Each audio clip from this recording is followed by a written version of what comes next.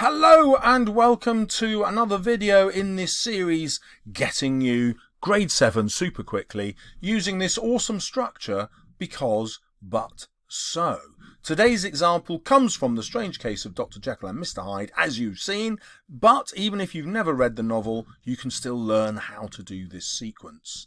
There are 6 things that I'm going to teach you in this video. Once we've got to the end of the writing that I'm going to show you, we'll go back over these 6 things so that you can understand what I've taught you fully. Don't forget to take notes, it's the best way to revise. Right, we begin with the thesis. The thesis is your argument about what the writer is up to. In this case, the writer is Stevenson, and we want this to be our first paragraph of our essay. By using the word because, I'm going to force myself to write a detailed explanation. And a detailed explanation is going to put me in the top band of the mark scheme. Let's see how it works. Because Stevenson wants to portray middle-class men in Victorian London as corrupt, he focuses on the facade of respectability symbolised by the front of Jekyll's house, while giving the evil Hyde the blistered entrance at the rear to the same house. This suggests that Jekyll's goodness is a false front, and that his true nature is revealed by the evil passions enjoyed by Hyde. Now hopefully you can see that when I start with because, I end up writing about more than one idea, and that forces me to be detailed. You'll also notice that I don't just write one sentence with because at the start of it, I then develop it with at least one other sentence. And you can see from what I've highlighted that I'm using an embedded quotation that just fits into my sentence easily. Now, starting my next paragraph with the word but forces me to think of a new perspective.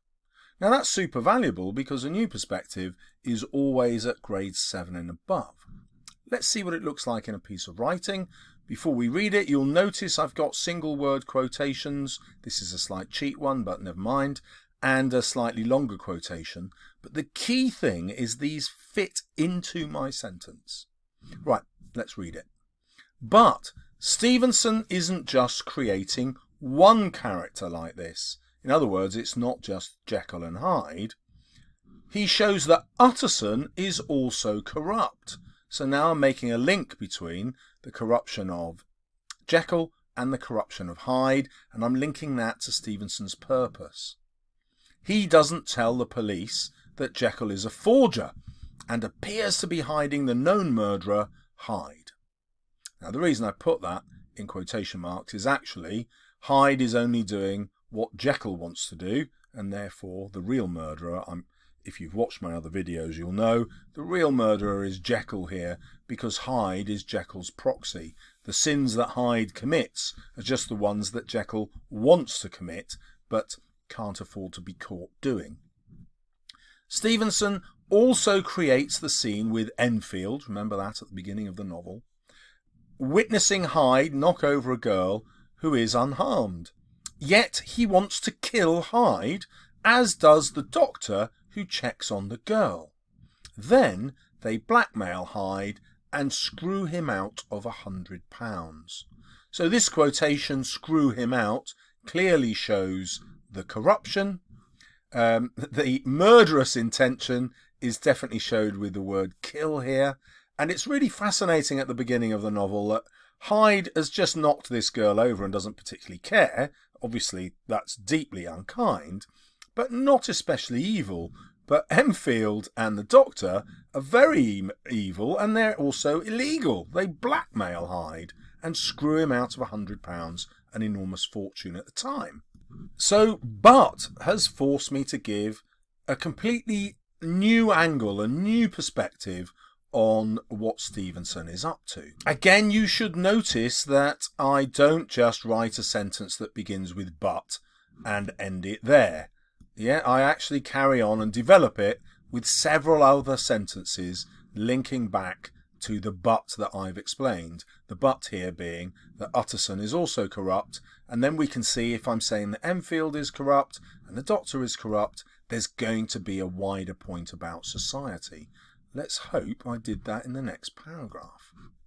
So with the next paragraph, I'm going to start with the word so, and so is an evaluative comment. It means, you know, we've had the because, we've had the but, so what does it all mean? Let's evaluate, let's see what it all means.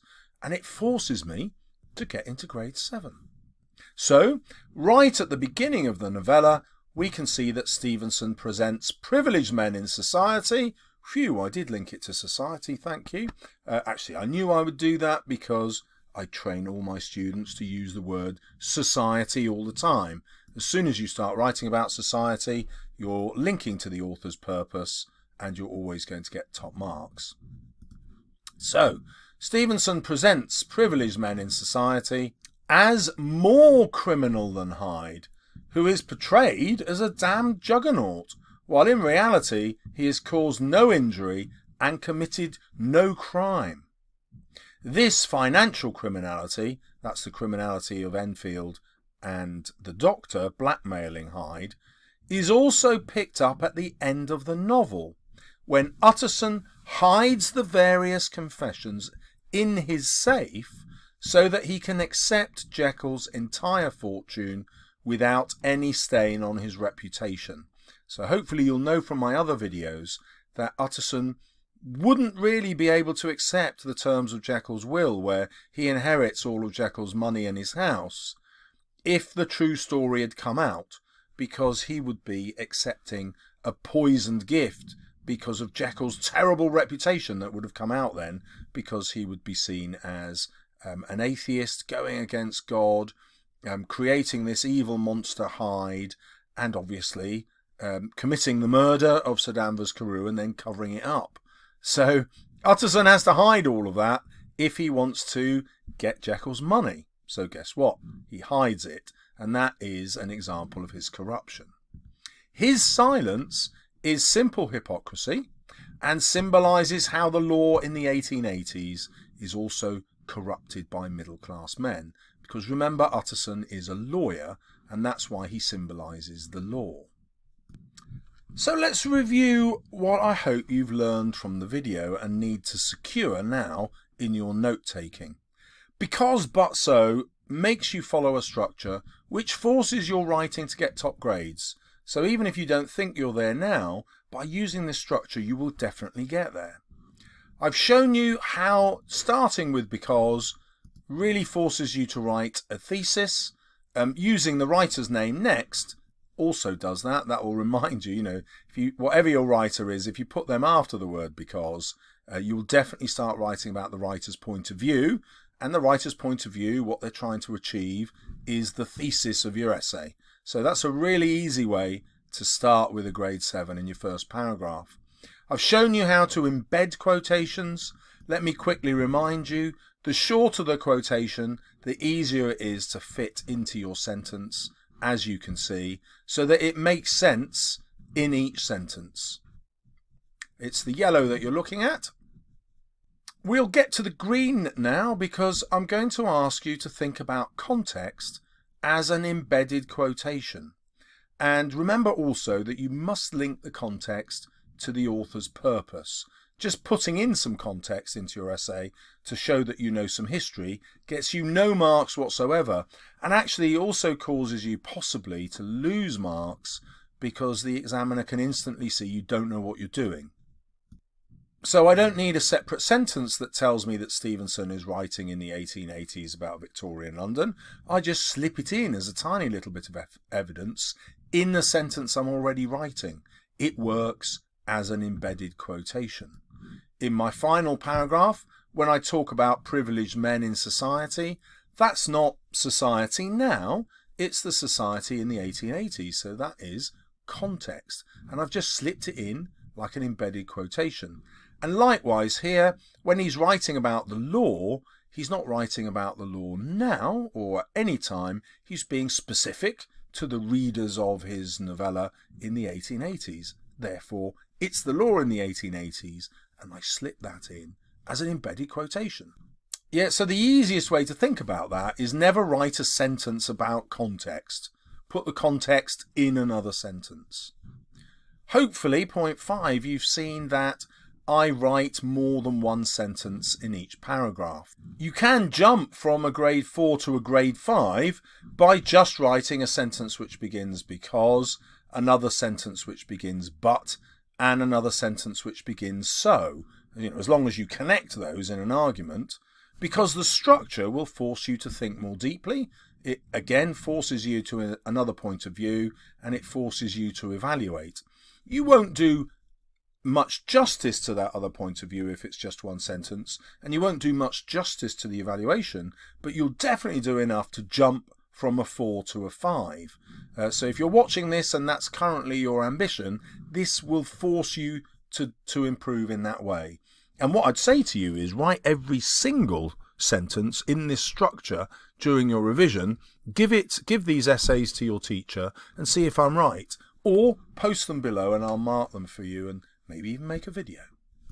And then I've saved the big thing for number 6, this final bullet point here.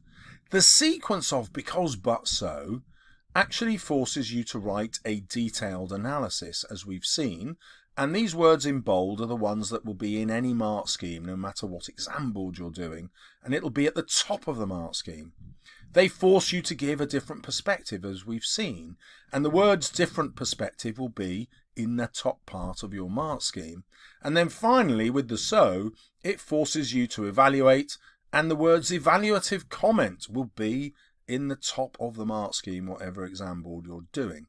So hopefully you've really seen how you can easily get top marks, and it is easy because you just have to follow that sequence of because, but, so. Now, I don't really push my guides much in my video, but seriously, if you want a grade 9, check out my guide for free by clicking on the preview in the Kindle edition. The guide to Jekyll and Hyde is genuinely the most advanced on the market and will easily get you grades 7, 8 and 9. So thank you for subscribing, getting to the end of the video because you're the kind of student who knows you're going to succeed. Good luck in your exams. See you soon on my channel.